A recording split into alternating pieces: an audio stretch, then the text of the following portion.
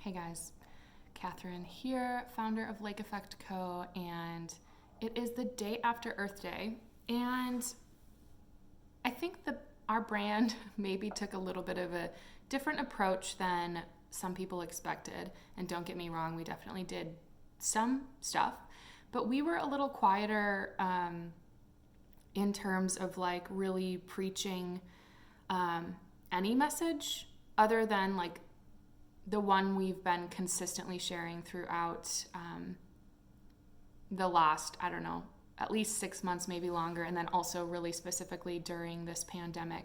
And that is just that the world heals in what I feel in proportion to the individual, like the health of the individuals as well. And I've touched on this in the More Wave Than Particle video I did a few days ago, which we will link below. But essentially, the most important thing you can do is like take care of yourself and get yourself okay if you're in that sort of state. And what I mean by that is, I've said this a couple times, is just simply that healthy, happy people do more good. They're able to do more good. They're also not doing shitty things, meaning they're not throwing garbage out the window of their car on a sunny day when the windows are down. They're not doing shady stuff. Healthy, balanced people are not acting out of such integrity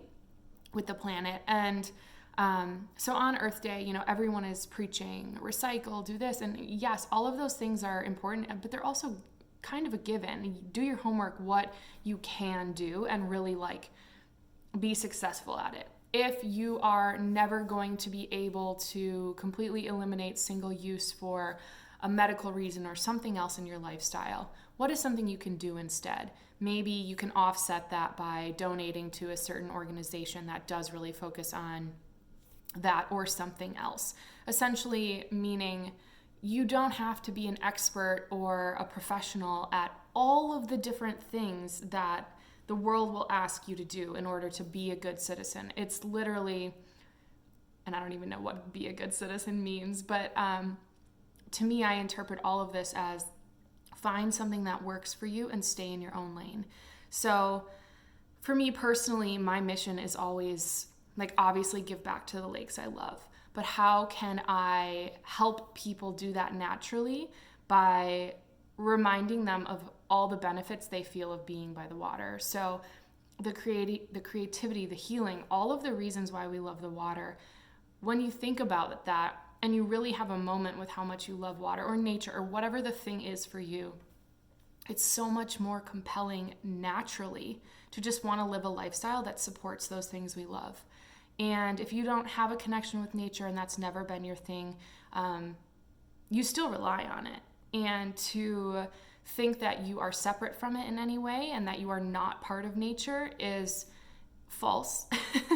And it's also denying the people that do require it, as well as future generations, an opportunity at like a healthy, happy, balanced life if they don't have access to these things.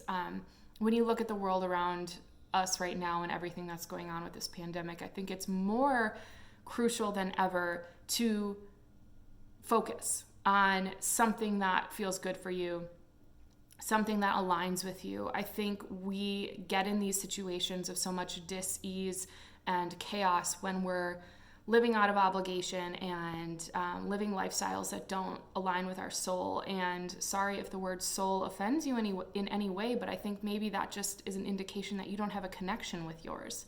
So really looking at like, what does your soul want? If you're not feeling good in your life, that's a clear moment, and that's like a gift to know that there's something that does need to change.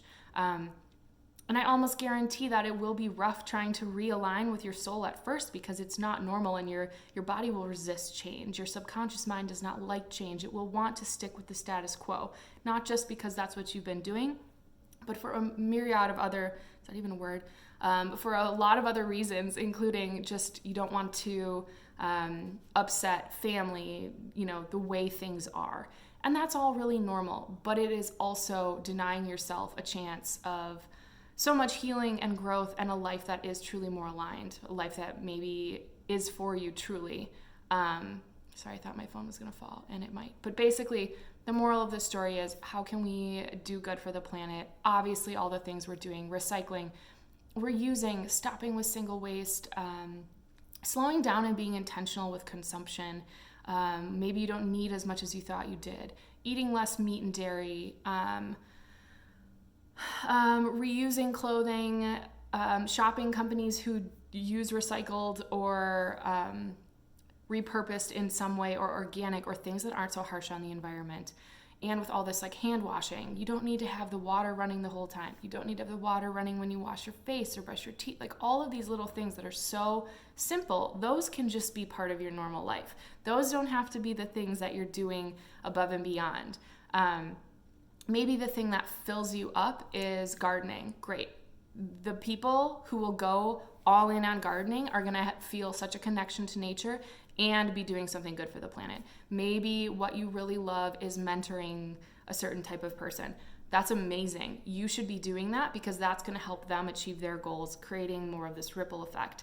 Finding the thing, and it doesn't necessarily have to be like an actual like service activity. It could literally just be like, you love reading, well then read more. If you're happy, you're putting out a different vibration, you're available to contribute that energy to other people who may then think, well, I should probably figure out what I love to do. So I believe in the ripple effect. I believe that all of this is important and does contribute.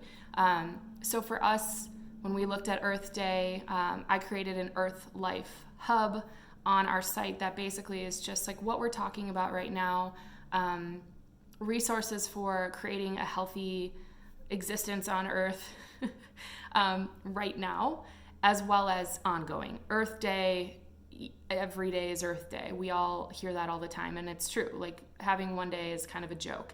Yes, it's beautiful that there's like renewed energy around it, but ultimately this needs to be a conversation that you're having with yourself and others kind of all the time. This is the planet we live on, so to ignore it and just treat it as like a stomping ground is funny. Like we actually have to be an active participant in the conversation with the planet. It's clearly speaking out to us. So take a look at the Earth Life Hub. We have a bunch of resources on there. And if you ever have questions, I have a lot of random information and I would be happy to share. So thanks for tuning in, and I will talk to you soon.